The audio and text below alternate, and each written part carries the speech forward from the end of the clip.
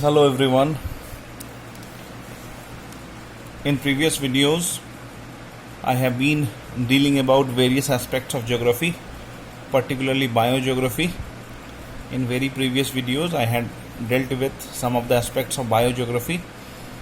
In this video I will be dealing with you the soil classification of India as well as soil profile. Soil profile and soil classification of India are the two very important topics under the topic of biogeography. Soil profile, in general term, we very often ask to our colleagues or to our relatives or friends that what is your job profile. So similarly, in simple words we can say soil profile is nothing but detail aspects of soil. But specifically, if we want to understand what soil profile is, then soil profile refers to the vertical cross section through the soil showing its different horizons or layers. So what is soil profile? It is the vertical cross section. It means when you cut the soil and see the vertical cross section of the soil, you will get to see the various layers of the soil, and you will be able to identify them through their distinct colors. Okay, so different colors indicate different nature of the soil or different layers of the soil. It is a general belief that deeper the soil profile is, better it is. Okay, in other words, we can also say the display of horizons or layers of a soil on a cross section is termed as soil profile. Different layers are often distinguished by their colors, as I told you. Here, this is a simple diagram of soil profile which you are supposed to draw in the examination, because whenever any question related to soil will be asked, you are supposed to write about soil profile, because it is a very important topic. Without dealing with soil profile, you cannot explain the details of soil. So here I have shown 4 distinct layers of soil. First and topmost layer, shown by O, this is O, is a thin layer of the soil, and it is very often termed as organic layer of the soil. Why organic? When any biotic materials or any dead remains of flora or fauna, they fall on the surface of the earth, they become the part of O layer of the soil. Okay, so mostly it will be having the biotic material, and when it is decomposed or decayed for a longer period, the humification process will be completed and it will be turned into humus, a very important and factor or component of the soil which makes the soil fertile. Second layer, this A is a layer between O and B, or you can say a layer just below the horizon of O. This A layer, generally it is light or dark in color, sometimes grayish also.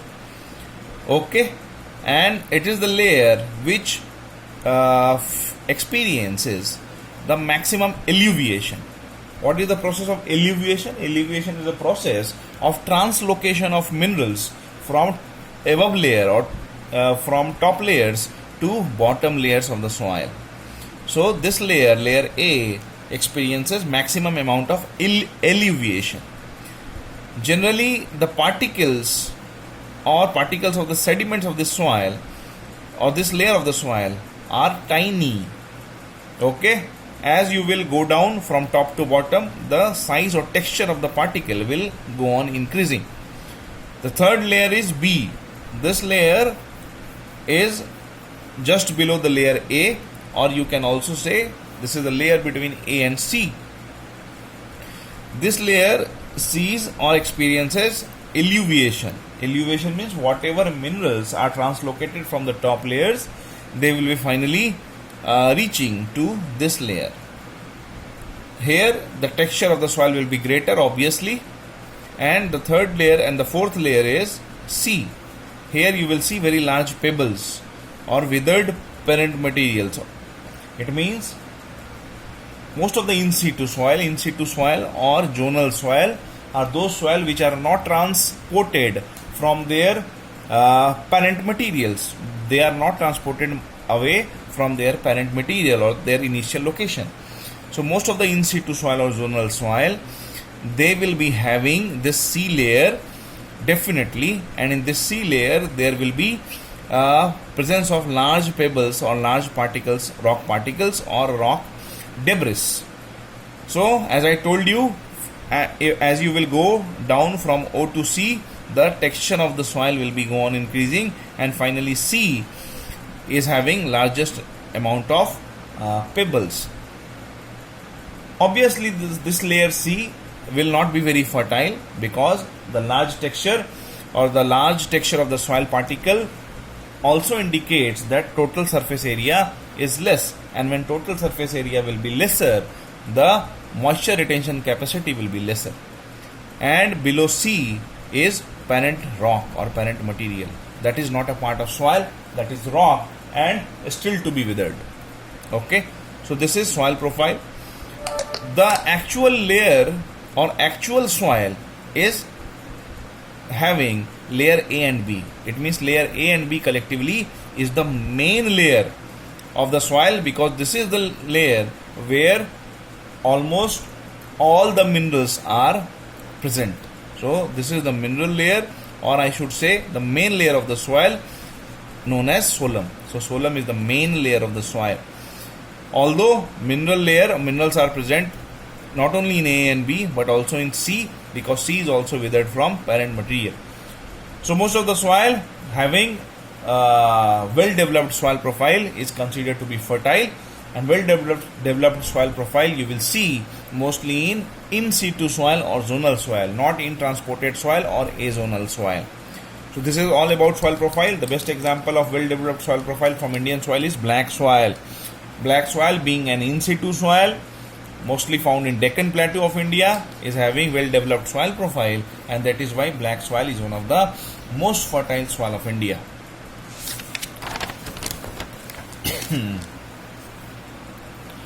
Now let us learn a very important topic under the larger topic of biogeography, that is soil classification of soil India. Soil classification of India is very often asked in various parts, and this is also part of Indian geography. So in this way we are covering a very important topic from biogeography as well as Indian geography. Soil classification earlier was done only on the basis of fertility. There were only a broad classification, two broad classification: fertile soil and sterile soil. Fertile means urvar, upjau, and sterile means usar, means anupjau.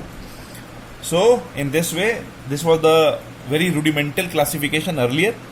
As the people researched more and they get to know more detail of soil, they had demarcated four basics or four bases on which soil of India can be classified, and these four bases are location, color, composition and genesis. Very important, this you must write in examination. So Indian soils are classified on these four bases, and these are the 8 soils or 8 most important soils of India. I will be showing it on Indian map also, but first let us learn, or let us try to know these soils. What are the specific features of these soil, and how they are distinct, and or how they are different from other soils of India. First and foremost is alluvial soil. As you all know, in Hindi we call it jalod mitti. So the people of UP, Bihar, West Bengal, Assam, they must be familiar with this soil, because this soil is present in a very large part of India that we call as Gangetic Plain in general, and Indo-Gangetic Brahmaputra Plain in particular. So this alluvial soil is an azonal soil. This alluvial soil is an azonal soil. Azonal means it is a transported soil. The parent material lies in Himalaya, somewhere in Himalaya, and their rock has been withered and the rock debris is being transported to very far away. So this soil is an azonal soil. Very important. If it is an azonal soil, it also indicates that the soil profile will not be well developed, because in order to have well developed soil profile, there is requirement of time. It means soil or soil debris needs to settle down at the same place without being affected much by external agents. But since this is an azonal soil, it is a transported soil, it does not get enough time to settle down. That is why soil profile is not well developed. But surprisingly, even when soil profile is not well developed, it is a fertile soil. Okay, so soil profile, if it is a well developed soil, is fertile, it is a good, it is a right statement. But every time, or all the soil which is fertile may not have well developed soil profile. Getting my point? So what is its location? It is located in northern plain and river valleys, and also in coastal plain. Not only in northern plain but also in coastal plain, as for example eastern coastal region, where rivers like Mahanadi, Godavari, Krishna, Kaveri, they drain, or they passes, or they reach before draining to the Bay of Bengal. So there also this soil is found. This soil is devoid of NPK. NPK are the three most important minerals used in Indian agriculture by Indian farmers. N represent nitrogenous fertilizers. P is phosphate, and K for potash. Why K for potash? Because potash means potassium compounds, and the chemical letter which represent potassium is K.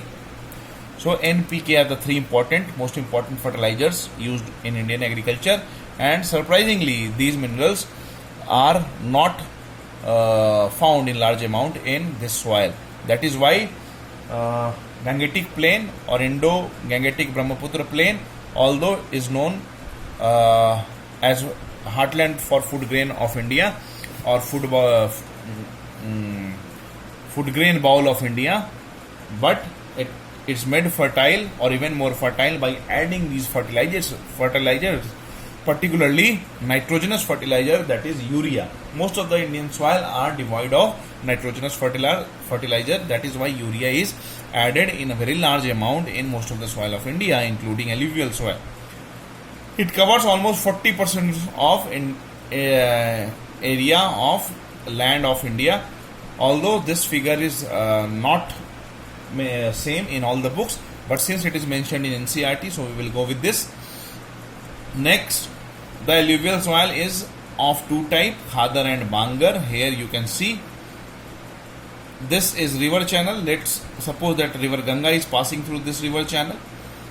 Just at the bank of river, this region is known as Khadar region. Khadar will have always new soil. Okay, so whenever there will be flood, the sediments will be spread by water of the river just at its bank, and in this way bank is being rejuvenated by newer soil. This newer soil, which is more fertile, is known as Khadar, and the older soil will be pushed further away from the river or river bank. That older soil is called as Bangar soil. So Bangar and Khadar both are fertile, but if you will talk in relative terms, Khadar is more fertile as compared to Bangar, because Khadar is newer soil. Okay, this is levee or river bankment. Beyond levee, there is the region inhabited by people. Okay, you can see this in many rivers, as for example Gandak river.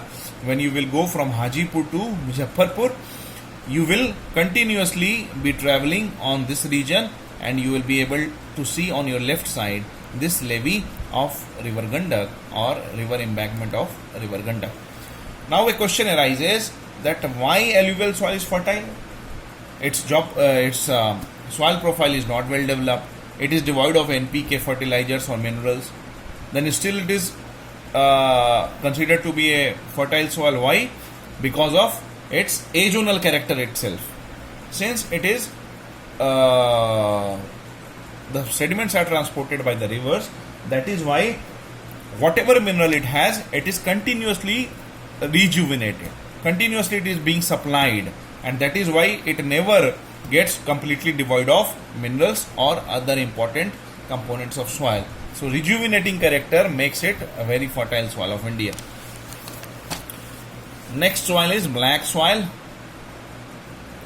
Before moving to black soil, one more thing I would like to tell you. In alluvial soil, the components of sand, silt and clay. Sand, silt and clay are the three important components of the soil, as I had mentioned in previous video.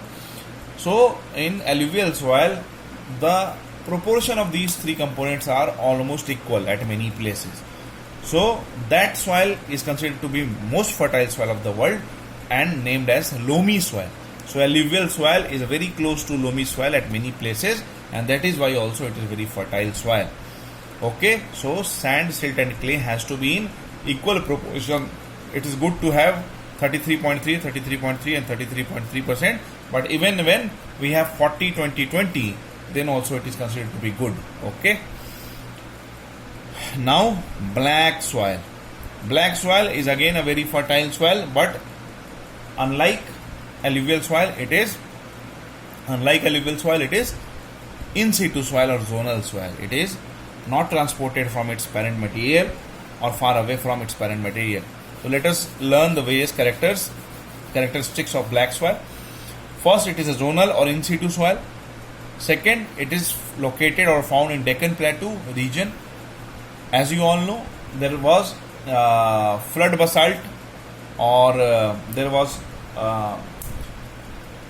volcanic eruption in Deccan Plateau, but it was a fissure eruption.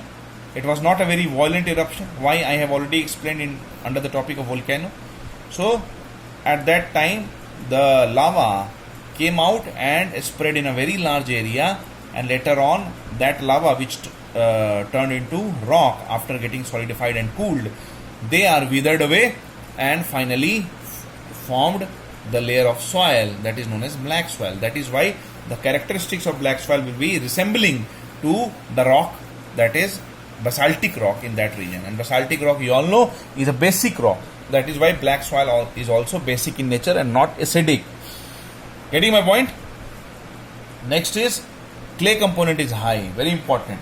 The black soil is known for large amount of clay component, and that is why this characteristic is known as argillaceous character. So black soil is having argillaceous character, means clay component is very high. This term you should write in examination. And clay component high means moisture retention capacity is very high. Getting my point? In this way, this soil will be having moisture for longer period, which is good for agriculture and cultivation of crops. Now, since it is an in situ or zonal soil, that is why it is having well developed soil profile, which makes the soil further fertile. Next, impermeable character. Impermeable character means whatever precipitation or rain happens in this region, the water is retained by the moisture, retained by the soil particle. It means soil does not allow water to percolate directly to the aquifers easily. It means all the moisture is retained by the soil, which is again good for agriculture and cultivation of the crops.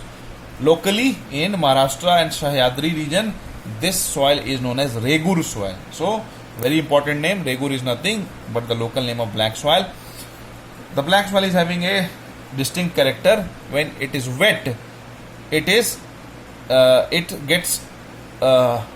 swells and having the sticky character. So when wet, it swells and having a sticky character. Why? Because it retains all the moisture with it.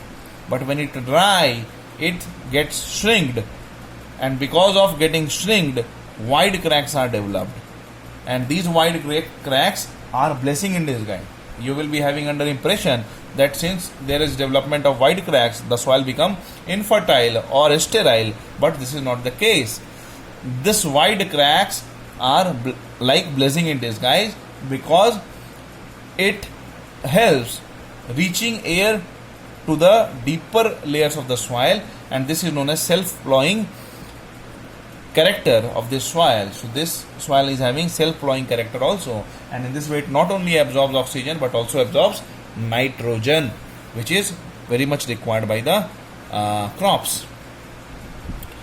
Getting my point? Then sufficient moisture retention I have already explained. Devoid of N and P but not K. It means potash is there is no scarcity of potash. That is why potash fertilizer is not required in black soil for cultivation of crops like cotton and sugarcane, which are the famous crops in this region. But devoid of nitrogen, obviously there will be scarcity of fossil, because basaltic rocks are igneous rock, and igneous rocks are formed by solidification and cooling of lava, which has come from interior of the earth in the form of magma. So all the magma are devoid of fossils, and that is why devoid of nitrogen. So that is why nitrogen fertilizer, particularly urea and phosphorus fertilizers, are being added for cultivation of crops under this soil. The color is gray to black in color. Okay, so color is gray to black. Okay, not necessarily black always. Sometimes dark gray is also black soil. Why the color is black or dark? The reason is presence of alumina and iron compound, particularly alumina iron, and also because of magnesia, but mostly because of alumina and iron. Then it is rich in lime and iron. Obviously it will be rich in iron and lime. It is rich in iron because it has formed because of weathering of basaltic rock, and basalt is formed because of basaltic lava. That is why it is rich in iron, because magma had come from interior of the earth, and interior of the earth, as you all know, is presence of nickel and iron in larger amount. So this is all the detail of black soil, covering a very large area, covering states like Maharashtra, Gujarat, part of Gujarat, part of Madhya Pradesh, part of Telangana, Andhra Pradesh, part of Karnataka, Tamil Nadu. Okay, so it is spread in a very larger region. Then third important soil is red and yellow soil. Many books write only red soil, but you will also find it as a red and yellow soil. Why yellow, and when it will be called as yellow, we will see soon. The local name of red soil is Chalka. In some of the region it is called as Chalka, mostly in Andhra Pradesh. Then it is found in highlands of peninsular India. Highlands of peninsular India. Why? Because in lowland of peninsular India we have black soil. So it is found in highland.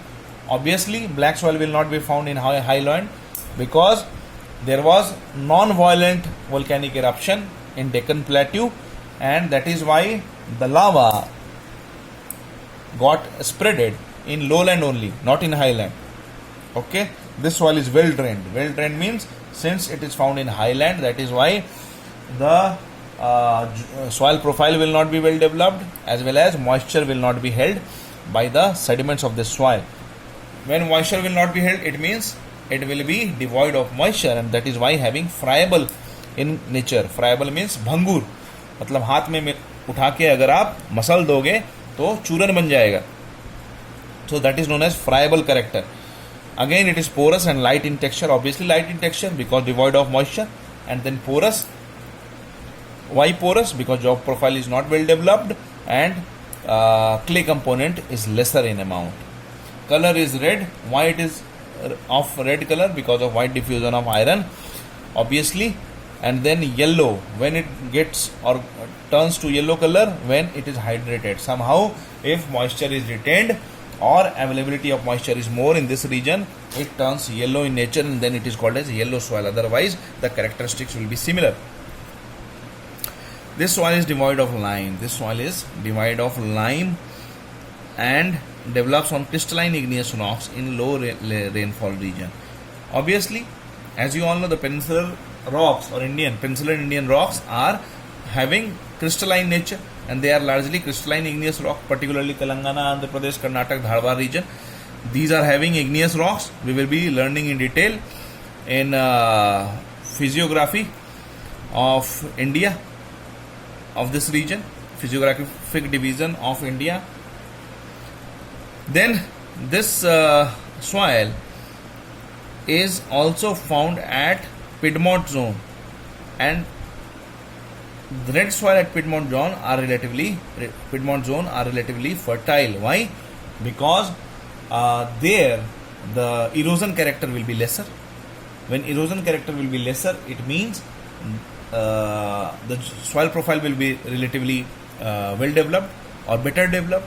Apart from that, since the slopy character is lesser, it will be retaining some of the moisture.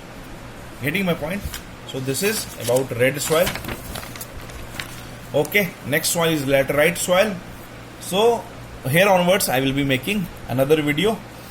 So hope you all have understood the three main soils of India: alluvial soil, black soil and red and yellow soil. In next video I will be dealing with other soils beginning with laterite soil. Till then, thank you.